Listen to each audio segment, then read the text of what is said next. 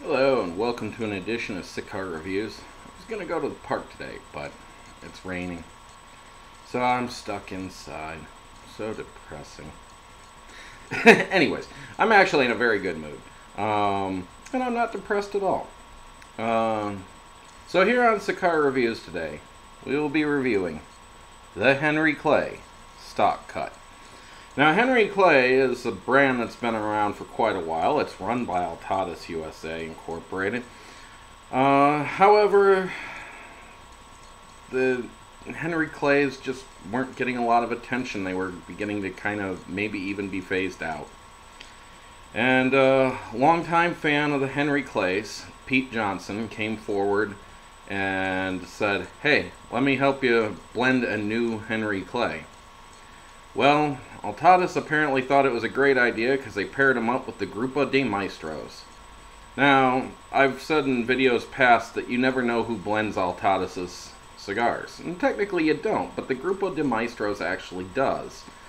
Now, there's 8 of them. There's head blender Javier Almadesi, Victor Avila, Carlos Traviaso, Nestor Rodriguez, Candido Rosario, Pedro Ventura, Joel Alvarenga Bautista, and Elmer Suarez. Each of them has been blending for at least 16 plus years. Anyways, which ones worked on this particularly? Don't know. Did they all? Maybe. Anyways, they all blend as a group. And Pete Johnson got to work with them. So, another interesting thing about this cigar is there's lots of detail on what is in this cigar. This is a 2012 Connecticut broadleaf wrapper that has been aged using a stock cut method.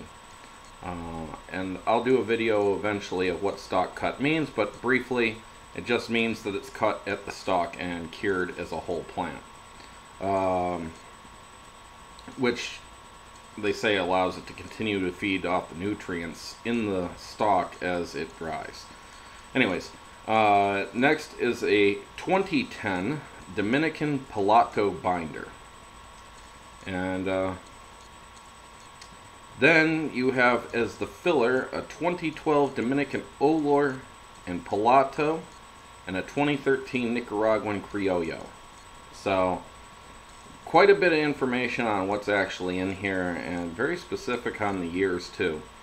This is a Robusto box press 5x50, and it comes out at about $8 a stick. So I'm going to go ahead and give this the tests. Unfortunately, box press, you can't very well roll between your fingers, but you can still kind of press on it in here. And this is not cracking at all, which means that it's probably a little on the moist side, if anything. So my worry would be on too much humidity in this cigar, and that it would need to dry a bit. We'll see if that affects things as I smoke it. Almost no smell off the wrapper.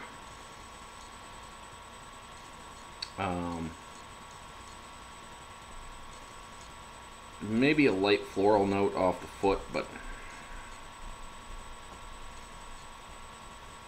cocoa on the dry puff, and it's a rather tight draw too. So I'm gonna go ahead and fire this up.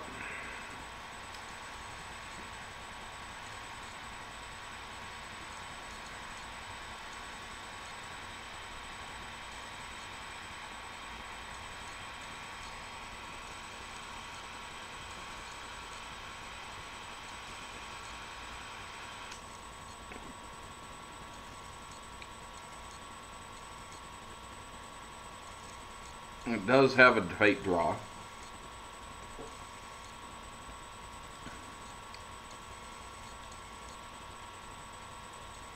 Kind of a fresh cinnamon flavor on the first puff. About all I'm getting. Oh, look at that. Half the cigar went out even though I torched it for a while.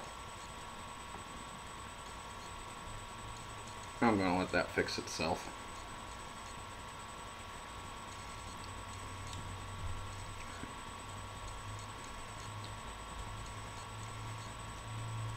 kind of a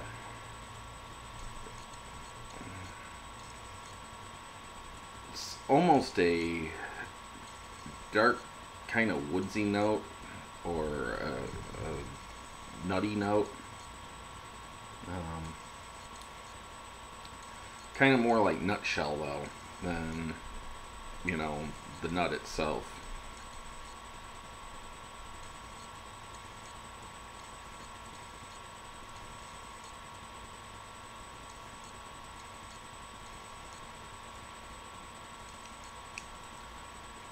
Definitely some sweetness on the lips, spice in the back of the mouth and along the palate on the roof. Sorry, I should say the roof of the mouth.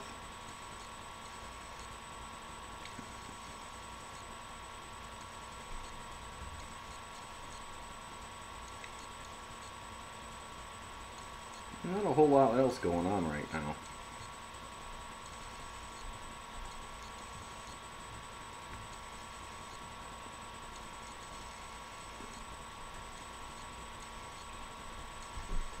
I just don't like that tight draw much, but we'll see if that works itself out. And I'll go ahead and get to the halfway point of this. No reason boring you while I sit here and try to figure out what's going on with this thing. So I will catch up to you shortly. Oh, I'll show you the wrapper. As you see, there's a little tear in the wrapper there. I see that on quite a few cigars where there's just a little hole. In fact, there's like 2 of them on here. I've never found that very attractive, but it doesn't seem to affect the cigar in any manner. And if anybody knows anything about that, I'd be curious to find out, because I don't know exactly what causes that or why it's there. It seems to just be a small hole in the wrapper, probably where a tobacco bug was eating the plant in the field, and when they wrapped it up, you got this perfectly little symmetrical hole, and you can see the binder through it. That's what I've always assumed. But I don't know. I've also thought that it could be like where there's like something embedded in the leaf that got cut or something, but that doesn't make sense to me. So, anyways, I'll see you in the halfway point. This I think is going to be okay. So, see you shortly. Hello, and welcome back to the halfway point of this Henry Clay stock cut. First thing I'm going to say is that it burns kind of warm. As I was holding it, it started to heat up, particularly underneath the bands. I don't know if the bands are just very good conductors of heat, or what, because they are kind of metallic on here. But I just noticed that, and it was kind of a little uncomfortable to hold, but now that I've removed the top band, it's actually gotten a lot easier to hold, so might have something to do with it. And usually I like to hold the band so that, you know, it just feels a little more comfortable. In fact, that's what the band's purpose was originally anyways. So, on to the flavors of this. Still kind of getting some cinnamon. That kind of nutshell flavor, I think, is more of maybe a nutmeg. I'm getting a little bit of coffee and some leather. Very nice marriage. Hard to determine exact flavors in this. It is a good long burning cigar. I'm only at the halfway point on a Robusto, and it's been like 45 minutes. So this is going to turn out to be an hour and a half long Robusto, probably. So, anyways, with that said, I'm going to get to the halfway point, or the final third. Final third. I'm already at the halfway. Final third. And when I get to the final third, I'll let you know how this continues. So, see you shortly.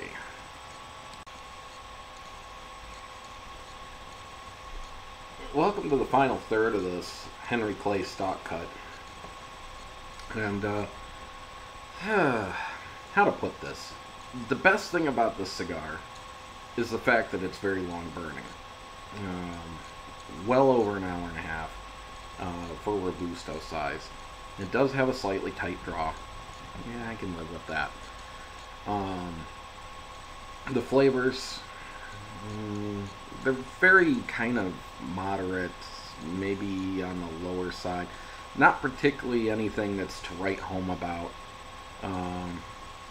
Just a little nutmeg, a little coffee, and a little earth. It's, I could say it's a ho-hum cigar. It's not bad, and I would definitely recommend giving it a try, especially if you like a long-burning cigar.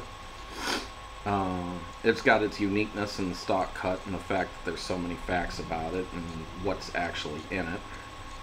It is drying, but there is olor on it, so you kind of end up having a dry palate and need something to drink. It's a little nicotine rich, but not to the point that, you know, you need to eat a lot beforehand or anything. It's got that kind of whitish ash too. So that's probably the Nicaraguan Criollo filler, and I have no idea what else causes it, but see my review or the video I did on this for white ash, and I'll explain that a little better. But given that this is two different types of Dominicans and a Connecticut, those are two countries I don't know much about the soil and whether it causes white or gray ash. They weren't listed as being one way or the other. So anyways, kind of just a ho-hum cigar. It's not bad. It's not great. It's just so-so. And that's the other thing. At $8 a stick for a so-so cigar, that's a little on the pricey side. There's a lot better sticks that are cheaper, a lot better sticks in the same price range, and a lot better sticks in the higher price range. So honestly, unless you're just a connoisseur that's got to try everything, I'd say go ahead and skip this. There are others in the price range that you would like much better. Just thinking about the price range, the entire Camacho line, far better cigars. And cheaper cigars, you got the PDR Kappa 1878s, you got the G2s from Grey Cliff. Almost anything in the Alec Bradley line is roughly in this price range too. Just about anything in the AJ Fernandez line is in this price range as well. It is one of the cheaper listings from Altadas, but just not my cup of tea. But it is a unique cigar. Glad I got to review it. And if it's one of those things where you just got to try it, give it a try. But if you're looking to make sure, try to find that fantastic, perfect cigar, this isn't going to be it. So anyways, with all that said, please add and subscribe. Leave questions, comments, feedback, suggestions. If you've smoked this, you know, go ahead and give me your comments on whether you liked it or disliked it, what your thoughts were on it. And just keep it nice, you know, and enjoy every puff.